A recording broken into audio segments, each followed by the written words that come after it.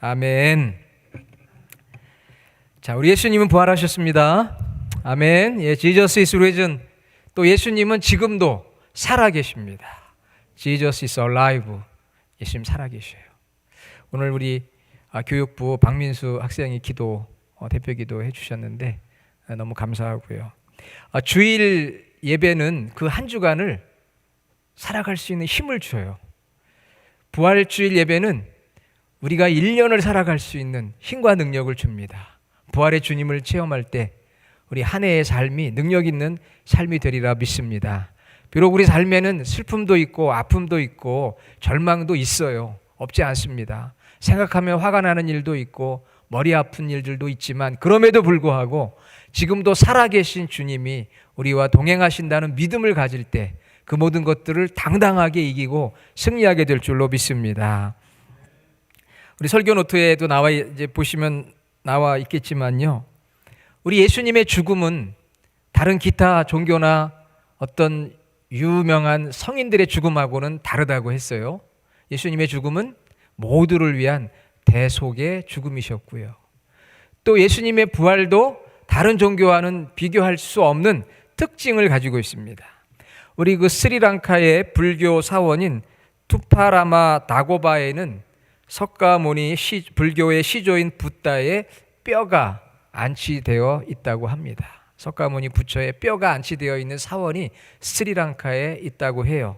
그런데 만일 여러분 예수님의 뼈가 발견되면 어떻게 될까요? 예수님의 뼈 한 조각이라도 만일 발견이 된다면 아마도 우리 기독교는 산산조각이 날 것입니다. 왜? 우리 기독교는 예수님의 부활을 믿는 그러한 신앙이기 때문에 예수 그리스도의 역사적인 그 부활을 믿고 그 예수님을 의지하고 살아가는 어떤 믿음의 종교이기 때문에 정말 예수님의 뼈 한 조각이라도 발견이 된다면 우리의 모든 신앙은 다 무너질 수밖에 없습니다. 이것이 바로 우리가 다른 종교와는 다른 기독교의 특징, 바로 예수님의 부활인 것이지요. 하지만 지난 2000년 동안 예수님의 부활은 끊임없이 도전을 받았어요. 거짓말이다. 예수님은 단지 기절했었을 뿐이다. 누군가 예수님의 시신을 도적질해갔다. 혹은 다른 사람의 묘지에 묻혀 찾지를 못했다. 육신의 부활이 아닌 영혼의 부활이었다. 등등 예수님의 부활에 대한 도전이 있었고요. 지금도 예수님의 역사적 부활을 믿지 않는 수많은 사람들이 있음에도 불구하고 성경은 분명히 예수님은 부활하셨다고 선포합니다. 만일 여러분 예수님의 부활이 사실이 아니었다라면 예수님의 첫 번 제자인 베드로와 바울 그리고 모든 제자들이 어떻게 그 예수님의 죽은 시신을 붙들고 당당하게 세상에 나가서 자신의 생명을 내어놓고 예수님이 부활했다고 증거할 수 있을까요? 예수님의 시체를 붙들고 어떻게 나가서 예수님이 살아계신다고 증거할 수 있고 그 예수님을 위해서 자기의 생명을 바칠 수가 있겠습니까? 예수님이 살아나신 것이 사실이기 때문에 그들은 생명을 내어놓고 나가서 예수님의 부활을 증거할 수 있었던 것입니다. 예수님은 부활하셨습니다. 여기에다가 아주 중요한 고백이 하나 더 있어야 되는데요. 그것은 예수님은 살아계십니다. 예요. 예수님이 부활하셨습니다. 이것으로 끝나면 안 되고요. 예수님은 지금도 살아계십니다. 할렐루야. Jesus is alive. 예수님은 살아계십니다. 여기까지 우리 신앙의 고백이 완성이 돼야 돼요. 그냥 예수님 부활하셨습니다. 그게 아니고요. 예수님은 지금도 살아계십니다. 아멘. 본론으로 들어갑니다. 설교 노트에 메모하시면 좋은데요. 첫째로 예수님의 부활이 없다면 부활과 영생도 없습니다. Without the resurrection of Jesus Christ, there is no resurrection and no eternal life. 예수님의 부활이 없으면 우리의 부활도 영생도 없어요. 십자가에서 우리 죄를 대속해 죽으셨기 때문에 우리가 심판을 면할 수 있지만 그것으로 that's it, 끝이에요. 부활과 영생이 없습니다. 예수님께서 부활하셨기 때문에 우리에게도 부활의 소망이 있는 것이고요. 예수님께서 살아나셨기 때문에 우리에게 영생이 있습니다. 요한복음 14장 19절 내가 살아있고 너희도 살아있겠습니다. 나는 부활이요 생명이니 나를 믿는 자는 죽어도 살겠고 무릇 살아서 나를 믿는 자는 영원히 죽지 아니하리니 내가 믿느냐. 그렇게 예수님 말씀하셨어요. 예수님의 부활이 없으면 부활도 영생도 없어요. 예수님이 살아나셨기 때문에 우리에게 부활이 있고 영생이 있습니다. 두 번째로 예수님의 부활이 없다면 슬픔과 절망뿐이에요. Without the resurrection of Jesus Christ, there is only sorrow and despair. 예수님의 부활이 없으면 우리에게는 슬픔과 절망뿐입니다. 오늘 본문의 배경을 보면은 예수님께서 죽으신 것으로만 생각했던 두 제자가 있었습니다. 한 제자의 이름은 글로바요, 또 한 제자의 이름은 무명의 제자였습니다. 그들은 예수님께서 부활하셨음에도 불구하고 그 사실을 믿지 못하고 엠마오라고 하는 곳으로 돌아가고 있었습니다. 예루살렘에서 엠마오 약 7마일 정도 떨어진 예루살렘 서북쪽의 엠마오라는 지역으로 그들은 걸어가고 있었어요. 가면서 예루살렘에서 있었던 예수님의 십자가 사건에 대해서 이야기를 했습니다. 예수님을 따랐던 제자들인데 스승인 예수님이 죽자 모든 기쁨을 잃어버리고 모든 소망을 잃어버리고 그저 슬픔과 절망 가운데 빠져 있었어요. 왜냐하면은 죽음이 모든 것의 끝이라고 생각했기 때문에. 오늘 말씀 24장 17절에 보니까 슬픈 빛을 띠고 그랬습니다. 슬펐어요. 왜? 죽음이 끝이니까. 제가 칼럼에도 썼지만요, 3년 전에 저희 아버지께서 소천하셨습니다. 만일 죽음이 끝이라고 하면 아마도 저에게는 슬픔밖에 없었을 겁니다. 그러나 죽음이 끝이 아니고 죽음 이후에 부활과 영생이 있음을 믿기 때문에 아버지의 천국의 시간이 시작된 것을 알았기에 저에게는 슬픔도 있었지만 그러나 그 순간에 천국에 대한 기쁨, 소망, 그것을 간직할 수 있게 되었던 것이죠. 예수님께서 이 땅에 오셔서 이스라엘을 구원해 주실 것이라는 기대가 무너지고 또 예수님이 부활했다는 사실을 여인들이 증거하기도 했지만 죽었던 사람이 어떻게 살아? 죽음은 끝이지. 여러분 중에 그렇게 생각하시는 분들 있지 않습니까? 죽음이 끝이다. 그렇게 생각을 하고 나니까 그저 슬픔밖에 없어요. 절망밖에 없어요. 내가 의지했던 예수님이 죽으니까 더 이상 소망이 없는 것 아니겠습니까? 그래서 결국 그들은 자신의 고향으로 엠마오로 내려가고 있었습니다. 담대히 살아가고 싶은 기대가 없어요. 살아갈 수 있는 길이 없어요. 우리가 겪고 있는 인생의 슬픔과 절망의 문제를 해결할 수 있는 방법이 없어요. 여러분, 우리가 지금 코로나 이후에 여러 가지 어려운 삶이 우리에게 다가오고 있습니다. 경제적인 어려움도 있고 관계적인 어려움도 있고 내 능력으로는 해결할 수 없는 어려움들이 있는데 이런 가운데 죽음이 끝이라고 한다면 우리에게 무슨 소망이 있겠어요? 부활의 주님이 있기에 다시 한번 우리가 소망을 갖게 되고 부활의 주님이 있기에 의지하고 주님이 주시는 능력을 사모하고 지금은 비록 절망 가운데 있을지라도 다시 우리도 살아날 수 있다는 그러한 기대를 할 수 있는 것 아니겠습니까? 자, 세 번째로 예수님의 부활을 믿는다면 기쁨과 소망으로 당당하게 살며 부활을 전해야 합니다. If we believe in the resurrection of Jesus Christ, we must live with joy and hope, live a powerful life, and testify of the resurrection of Jesus Christ. 우리가 예수 그리스도의 부활을 믿는다면은 기쁨과 소망으로 당당하게 사는 거예요. 당당하게. Powerful life. 당당하게 살면서 부활을 전해야 합니다. 자, 예수님께서 엠마오로 가는 두 제자를 만났어요. 그들은 슬픔과 절망 가운데 있었지만 부활의 주님이 나타나서 27절에 보니까 성경의 말씀들을 풀어주십니다. 구약에 예언된 말씀 풀어주셨어요. 그리고는 함께 머무르기를 간청하는 그들과 함께 식사까지도 하십니다. 30절에 보니까 그들과 함께 음식을 잡수셔요. 그때 떡을 가지고 축복기도 하시는데 굉장히 낯이 익은 모습이죠. 오병이어 때 떡을 가지고 축사하셨고 성만찬할 때 떡을 가지고 축사하셨어요. 그때 그 제자들의 눈이 밝아져서 우리와 함께하는 분이 예수님이었구나. 31절 눈이 밝아져 그인 줄 알게 되었다. 성경을 풀어줄 때, 말씀을 들을 때 마음이 뜨거워졌다고 그랬어요. 여러분 오늘 하나님의 말씀을 들을 때 마음이 뜨거워집니까? 아니면 마음이 냉랭해지나요? 여러분 마음이 뜨거워지는 은혜가 임하기를 주님의 이름으로 축원합니다. 엠마오로 가는 길은 절망의 길이었고 슬픔의 길이었는데요, 거기서 예수님을 만났어요. 그리고 나니까 발걸음이 바뀌었습니다. 절망의 그 슬픔과 절망 가운데 엠마오로 가던 그들이 이제 다시 예루살렘으로 돌아가는 거예요. 예루살렘에는 예수님을 십자가에 못 박았던 로마의 군병들과 유대 종교 지도자들이 있습니다. 잘못하면 내가 잡혀 죽을 수도 있어요. 그럼에도 불구하고 다시 기쁨을 갖고 소망을 갖고 능력을 가지고 예루살렘으로 갑니다. 담대해지는 거예요. 여러분 부활의 믿음을 가져야 담대할 줄로 믿습니다. 영원을 준비하고 소망하는 사람이 담대한 사람이에요.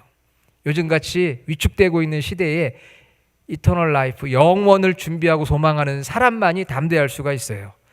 어제 우리가 인근 갤러리아 마켓에서 전도를 했어요. 여러 성도님들이 함께 해주셨는데 전도지를 나눠드렸습니다. 여러분 가실 때 전도지를 가져가시기를 바랍니다. 그 전도지를 나눠드렸는데 시중에서 파는 그런 전도지가 아니고요, 부활절에 맞추어서 자체 제작을 했어요. 인쇄한 건 아니기 때문에 조금 보기에 그럴 수도 있지만 내용은 그거예요. 부활의 주님을 만나 영원을 준비하는 사람이 되어야 당당한 삶을 살 수 있습니다. 그래서 거기에 여러 종류의 사람들이 있는데 이 세상에서 가장 넉넉한 사람은 자기 몫에 불평불만하지 않는 사람, 여러 종류의 사람들의 이야기를 제가 기록을 하고, 그렇지만 가장 당당한 사람은 어떤 사람인가? 이터너티, 영원을 준비하는 사람이다. 그것은 부활의 주님을 만날 때 우리가 영원을 준비할 수 있다. 그렇게 이제 전도지를 만들고요. 그리고 우리 밸리 지역은 많이 덥잖아요. 그러니까 좀 시원하게 보내라고 부채를 이제 준비를 했어요. 여러분 가실 때 하나씩 꼭 받아가시기를 바랍니다. 내가 전도할 분이 있다고 생각하면 몇 개 더 가져가셔도 좋아요. 앞으로 또 저희가 제작을 하려고 하니까. 여러분 이 부채가 언제 쓰는 거죠? 더울 때 이렇게 붙이라고 당연히 쓰는 거지만 햇볕을 가릴 때도 쓸 수가 있어요.